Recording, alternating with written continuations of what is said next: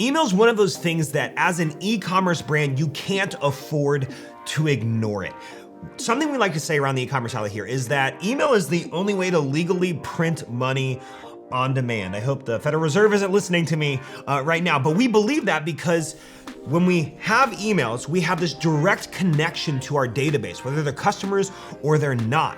And when we send emails, when we do it right, or if we do it right, it allows us to produce revenue just like that whenever we need for this cash injection in our business, which by the way, doesn't involve ad spend. So it's pure profit.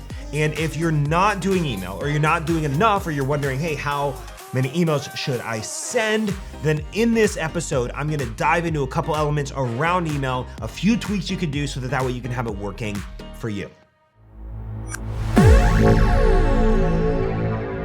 So there's this old adage in the marketing world, and that is that the money is in the list. And that means your email list. So the larger your email list, the more profit in sales you can make whenever you need. And I'd heard this adage for so many years, and I never really truly understood it at the time, because I had heard it, but my list was really tiny. I had a little email list of like 5 people, and they were all my staff. And so we had a small email list, but we worked with clients that had different ones. And I used to think you have to have this massive 200,000 person email list in order to be able to produce sales from your email list. And I never really understood that until one year. We had been working with a client that we had been doing some other marketing elements for them, and we weren't really managing email at the time. Like, I knew about email, I knew email was important, but I never had my hands on it, and I never really did it. And this client of ours had a huge email list to the tune of about 200,000 people on their list.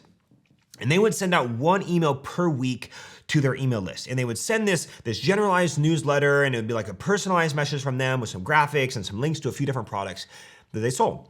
And on average, so I was sitting down with this client, I was saying, hey, well, what does your email produce on average? And they said, hey, it produces generally $3,000 to $5,000 per week. So, hey, we're making $3,000 to $5,000 in email. That's awesome, right? Anyone listening right now be like, hey, if I just had to spend 30 minutes sending an email and I made $5,000, that's not a bad trade-off for my time. And so they were making $3,000 to $5,000. But I had always heard the money's in the list, and ambitious younger Josh was like, hey, you're making $3,000 to $5,000. You have 200,000 people actively on your email list. I'll tell you what, why don't you let our team manage your email, and we'll do it 100% performance-based, and we'll only take 10% of whatever we make. If we make nothing, we make nothing. And so you have nothing to lose if we can't deliver. And the deal was I would only take over what he was already producing, which was $15,000 to $20,000 a month, which is how we get $3,000 to $5,000 per email per week. It was like $15,000 to $20,000 a month coming from email. And so right out of the gates, he said yes. And right out of the gates, I told my team, we are tripling the amount of emails that we're sending. So we increased it to 3 emails per week. And here's what happened. He went from $15,000 to $20,000 per month in revenue from email they went to $208,000 in revenue in the first 30 days of us managing their emails. And so that's a pretty big jump. That's almost a 10x jump. And so here's what we found that was interesting is the average email, while it produced $3,000 to $5,000 when it was a weekly newsletter, we overhauled it, to be fair. We overhauled the style of the emails, the designs, what we were pushing, the messaging behind them. So there was a lot of work behind the scenes with that. But we tripled the volume and we improved the email. So we went from actually producing $3,000 to $5,000 per email to $13,000 generated per email. But the cool thing was, not only did we go from $3,000 to $5,000 to $13,000 per email, but we tripled it. So we just made this massive amount of leverage right out of the gates by doing this. And so the cool thing was I had this big epiphany and I'm like, oh my goodness, email is one of these things we have to lean into. And so as a company, we kind of started moving in with the Ecommerce Alley. We have the agency side of our business, and we moved into like really leaning into email. Did the same thing with another brand not very long ago. They had 47,000 people on their list. They were sending an email a day, and they were making $1,000 to $1,500 per email, which was like $60,000 to $75,000 a month was the average just from email. We took over, we implemented this strategy, we increased the email cadence, we improved the messaging, and we improved the designs, and now the emails produce, they went from 1,000 to 1,500 in email to 3 to 6,000. So not only did we kept the same cadence, but we just improved the emails and we got two times better results. So email revenue doubled to over 6 figures per month just by focusing on it. And it was the same cadence. Now I share all of this because email is low-hanging fruit. And in your business, if you're not doing it, this is the universe knocking and saying, you should start doing it. Or if you're doing it and you feel like, hey, I think this is an area that I can improve, then this episode, I'm gonna dive into what that kind of looks like and some recommendations that I have with it. Because we truly believe email is profit on demand. It's like printing profit on demand. You don't have to pay for advertising. The only thing you have is your cost of goods sold and the time it takes to actually send the email. And the other thing is, email is a high leverage activity. Right? If you look at the resource going into email, meaning like the time or the money going into writing and sending an email, in the impact, it's pretty low resource and a high impact. Because if I send an email to 100 people or 100,000 people, it takes me the same amount of time to send one email. And the cool thing is, it gives you this immediate access to your database, it increases your customer lifetime value, and your only cost is the time of you sending the emails or somebody else that you've hired to send those emails. Now, one of the questions I often get is like, hey, Josh, when I fatigue my list and annoy people and they're gonna hate me and they're gonna go leave me bad reviews because I'm sending them emails. That's why I send every other week or once a month or when I remember or only once a week. And here's what we found is we found that a sure way to make less revenue is to send less emails. And a sure way to make more revenue is to send more emails. And if you're not sending any emails, I'm telling you right now, you're gonna have way less profit in your business because you're gonna be reliant only on the front end acquisition source, which oftentimes if you're running ads, and so you have this cost built in, whereas you could harvest all this profit in the back end if you're not sending it. And what we found is, it didn't matter. And we send, in our business, just fun fact, we send 5 to 7 emails per week. And when we do promo cycles, it ramps up. Sometimes we get into the teens, 15 emails per week in those promotional cycles that we run. But we send 5 to 7. And here's what we found in our study of looking at all these clients we worked with that we would take from 1 email per week and we would just double it to 2. What we found was the open rates remain the same. The click rates remain the same. And for the most part, if they had an email list and we're getting sales right from an email that we could measure the stability of it, it had almost the same amount of revenue produced per email. Now there are variances obviously based on the offer you're doing and when you're doing it and so forth. But in general, it didn't really change a whole lot. All we did was add this new layer of revenue by just adding more volume. And so with all of that said, I want to kind of jump into what we recommend and how to know when you should add more emails if you're doing it already. Because at the bare minimum though, what we believe is there a baseline amount of email systems that you have to have in place no matter what. Once we have this in place, which I'm gonna walk through, then you add more volume to that. So there's something that we'd like to teach the Ecommerce Alley, and that is get orders, max profit, add volume. Meaning we need to get orders first. We're just trying to get something happening here. We're trying to get in this cadence, get in this rhythm of using email in our business. We're just trying to get orders from our emails. That's usually phase 1. Like when you come in and you start a business and you have like 58 people on your email list and they're all your customers and half of them are your cousins, right? So that's usually the starting base. Like we just need to get email to get people to buy, or the people that join our welcome list and then they don't buy, and then they're on our email list, so we want to get them to buy, or we want to get our existing customers to buy more, right? And so the first phase is let's get orders. Then we move to this phase of let's max profit, and let's make sure that we like maximize the profit from our emails by email design and improving the messaging and making sure we've dialed in our offers. And then once we've kind of gotten orders and we're profitable with our email marketing and we're getting this working, then and only then do we then add more volume to those, the volume of emails that we're sending. So to kind of prime the pump and get the cadence set, the baseline systems for emails looks like this. And we recommend this to all of our clients. It doesn't matter where you're at.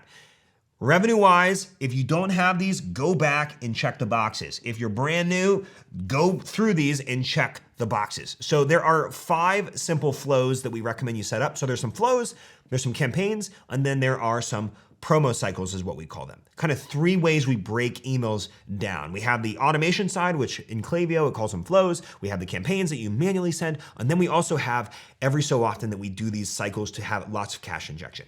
Let's start with the first thing. The first thing are flows. Now we recommend 5 core flows, and those flows are your welcome flow, your post-purchase flow, your checkout abandonment flow, your browse abandonment flow, and your transactional flow. This is like the, hey, it has been packed, it has been shipped, order is on its way, it's out for delivery, it's been delivered. Transactional emails usually are done inside of whatever tool that you're using. Like Shopify has a lot of those. And you can customize those, but those are a little bit more advanced. We just recommend make sure your baseline ones are all good. Then we have the welcome flow. When people join your pop-up on your website for 10 to 15% off, we want to make sure that we're capturing 5 to 10% of people into that, and then they're going to go through an automation and a flow that then moves them to buy from you for the first time. Then we have a post-purchase flow. Once they buy, this is a series of emails that they get. And usually we're gonna tailor these and not just use the stock templates most tools are using, but we're gonna have 5 to 7 emails in each one of those flows. And then checkout abandonment is, of course, if they're checking out and then they abandon, we want to send emails to them. And then the final one is browse abandonment, meaning if they click on an email or they're on your website and they browse a lot of products, but they don't even add them to their cart, we can do, if they're in your email system, you can do what's called browse abandonment because we know they browse them. And so we're going to try to pull them back in just like a checkout abandonment. And I'm flying over these because I'm not going to die. If you want to learn how to build any of those flows, just go Google how to build a Klaviyo welcome flow or how to build a checkout abandonment flow. And you're going to find all those flows in there. So that's the baseline 5 flows we recommend having. Now, there are other flows. You have cross-sell flows, you have sunset flows, you have win-back flows. There's so many other things you can do, but those are the core 5. Get those knocked out. Once you've done that, we'll move into then a weekly email. So this is where we commit to once per week, we send an email to our list, no matter what. Once per week. If it's near a holiday and you want to tie it to a holiday, great. Holiday theme the email. But when we send these emails, we're sending them with the intention of getting people to buy into our brand or buy our products. So you want to sell them on you to where they love and they appreciate you and they build rapport and you've indoctrinated them to how you think and how your brand operates and those unique selling points. And so there's like this relationship building type emails we'll send, and there are sales emails. And guess what? We try to tie them together, especially when we're only doing once a week. We try to say, hey, let's tell them a little bit of our brand story, why us, etc. And then also here are like different products from our catalog that you can buy. So once you get in a weekly email cadence, this is where now we're to the phase of like, we're starting to get some orders. Then we'll move into the final baseline email system, and this is what we call 4 to 6 week promo cycles. So what this means is that every 4 to 6 weeks, we want to create cash injection in the business by running a short promotion. They're so easy to do. They're really short timelines, so they play on a lot of urgency. And these are generally 1 to 3 days, and you'll send 1 to 3 emails per day. So you might do a flash sale, and that's just the topic. Hey, it's a flash sale site-wide, 20% off. Flash sale on this product or on this collection or this new release that we just did. So we'll make them 24 to 72 hours. So 1 to 3 days. So we build urgency around this, and we only do this to our email list. And then we'll send 1 to 3 emails per day, depending on how many days we decide to run it, so that way we can really squeeze the juice out of this and extract as much revenue as possible in a short, condensed time horizon. So these are what we call promo cycles, and we recommend running these every 4 to 6 weeks. So that's the baseline. And I bring this up because I want to just give you the count of how many emails you would send in the baseline. This is the baseline. It doesn't matter what the results are. We are going to do this and build the system with this. We have 5 flows. Those are behavioral. They're just going to get those as they enter the flows approximately. And then they're going to get a weekly email. And then every 4 to 6 weeks, you're going to do a promo cycle that is going to be 1 week for 1 to 3 days with 1 to 3 emails per day. So let's just kind of like, if we were to run these all out, you have an email a week. So week 1, you get an email. Week 2, you get an email. Week 3, you get an email. Week 4, let's say we do a 2-day promo cycle and they get 3 emails each day. Well, that's 6. So now we have 1 plus 1 plus 1 plus 6. So boom, we have 9 emails that month, and then any more that they find themselves getting into. So if you look at it, you're actually averaging 2 a week if you were to kind of break that all down. And so these are what we consider the minimum requirements to winning with email. Get these in place and continue to do these until you start getting orders and you start getting profit and you've trained your email list to buy from you. A lot of people build an email list and they send when they think about it, and it's usually never or only when they have a promotion every 3 months or when they release a new product. But there's so much money being left on the table because email allows you to acquire customers or get them to buy again without ad costs. But ads require that spend that then pulls away from your profit. So we want to really take advantage of this. And we consider this the less sexy thing to do, but the more important thing to do usually out of the gate. It's like, let's tighten this up. Like, let's get this revenue coming in. Now, once we've done the baseline systems, the question then becomes, well, when do I add volume? When do I add more emails to what I'm already doing? And so maybe I set that all up. I'm doing an email a week. I got my flows, and then I have my promo cycles I'm running every 4 to 6 weeks. Well, when do I go from 1 email a week to 2 to 3 to daily? And you might be subscribed to some businesses that send 2 to 3 a day, which sounds crazy, but if they keep buying, we keep sending. So when do we add more emails? Well, the short answer to that is when resource allocation makes it worth the dollars produced. In other words, the answer varies by your business. So when resource allocation to email marketing makes it worth the investment. And so I want you to think about this. Like, if you truly believe in your products, then you likely believe that your products are going to make your customers' lives a lot better, and that you're the best shot they have at solving the problem they have or accomplishing what they're looking to accomplish, even if it's just something that makes them feel good and makes them feel happy or makes them feel connected to their kids, whatever you sell.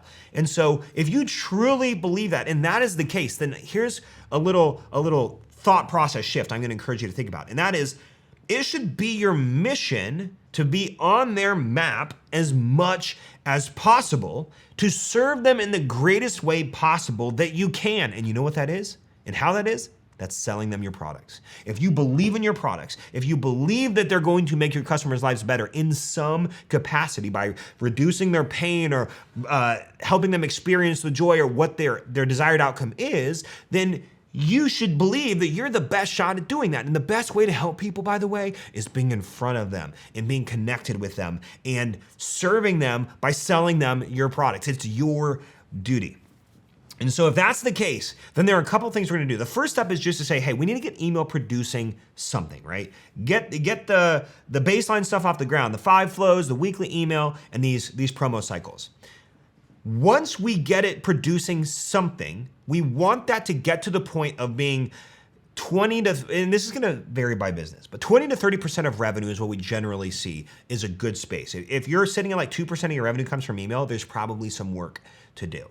And so we generally see 20 to 30% of email or revenue coming from email for most e-commerce brands. That's very, very common, although it could vary a little bit based on what you actually sell. So that's the first steps.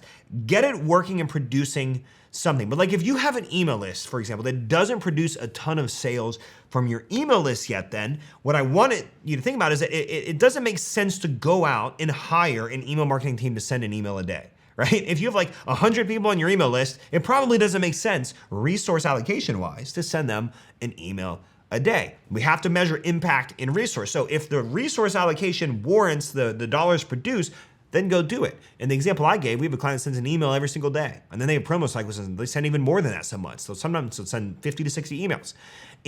But the thing is, it produces $3,000 to $6,000 per email, just depending on the day. So that warrants the resource allocation. And so first thing, we just need to get email producing something. But you might have a much larger list than 100, and maybe it's producing something and you want to tap into more revenue, and you're like, hey, I want to add additional emails per week. What does that start to look like? Well, so as long as sales persist, we then add more emails. So as long as you're able to maintain the benchmark that you're pursuing, so that might be dollars per email. Some people use dollars per recipient, or just staying in a percentage range of 20 to 30%. As long as you're in there and sales persist, then you just add more volume. But I recommend that you do it in increments. So what it kind of looks like is start with one email, right? And then I move to 2 emails. And do 2 emails for a quarter, do 2 emails for a couple months. See, how does this feel? Do we maintain the revenue or do we see it start to fatigue? If we don't, boom, we bump to 3. And so we like to do this stair-step process where we kind of lean up and we pull up to the next email because now we're allocating more resource to doing that email. And we have to make sure that the resource allocation is warranted by the dollars produced that are coming out of it. And so as you do this, eventually you're gonna get to this point where you're sending an email a day, or 5 to 7 emails a week, whatever that looks like. And once you get there, it starts to evolve into more complexities where it's like, hey, we need to start looking at list segmentation, and we have our engaged list, and we have our less engaged list, and we have different types of customers that we're working with, and you need to segment them because you're gonna have different emails going to different segments. That's when the complexity gets a lot larger, but guess what? If the resource allocation warrants the dollars produced, then the complexity is worth it. But if it's not, then don't do it. So I think a lot of people get into this, and I see this very often, is where we go watch a video and it inspires us to say, hey, I'm gonna start segmenting my list by people that spent this much and then spent over this much and then bought this collection and then this collection and then this collection, and then I'm gonna send an email to all of these people, and then I'm gonna send an email to all of these people, and then I'm gonna export, or I'm gonna send all my unopeners, and I'm gonna do this, I'm gonna do this, I'm gonna do this. And if the resource allocation warrants it, the dollars produced, then yeah, go ahead and do it. But a lot of times we start doing that when we have like 100 people on our list, and it's not necessarily producing the dollars that make sense to go do it. And so our philosophy is we need to go to the greatest point of opportunity, and if email is not it yet, then we need to reduce the volume that we're doing and all that extra work, and we need to go focus on higher leverage opportunities inside of our business. And so what we like to do is just continue adding emails in the email campaign structure until the resource allocation doesn't necessarily make sense. And once we get there, we stop. And there's gonna be a point where eventually you're probably not sending 35 emails a day. At a certain point, you're not gonna send that many emails per day, and it will just, usually what we see happen is there's just this eventual law of diminishing returns, that yes, going from like 3 to 10 to 20 to 30 emails a day, which by the way, we've never sent that many in a day, but there's this diminishing return that eventually you kind of find the number of emails that you send and what the average produced email is, and then the returns begin to diminish over time. It usually starts to plateau a little bit. And so how many emails should you send might be the wrong question. I like to ask it a little differently. I think the right question is, what's the right amount I should send before they stop buying? What's the right amount that I should send, knowing my brand and my list size and the revenue produced from my emails right now and my typical revenue percentage mix in the whole grand scheme of everything? What's the right amount I should send to my list, knowing all of that before they stop buying? And I begin to reach that point of the resource allocation not making sense. So get your flow set up. Send a weekly email, do promo cycles every 4 to 6 weeks for cash injection. Then, when the resource allocation makes it worth the dollars produced, increase volume. Hey, thanks for listening to this episode. We appreciate you. If you're listening on YouTube, please do us a huge favor. Go ahead and like this video and subscribe. We send videos every single week. We're dropping new videos all the time. And if you're not part of the Ecommerce Alley Facebook group, go check it out. Go to ecommercealley.com/group, or just click the link in the description and it'll just redirect you. There's a bit more than 6,000 of us hanging out there, doing trainings, growing our businesses, and having a boatload of fun. We'll see you in the next episode.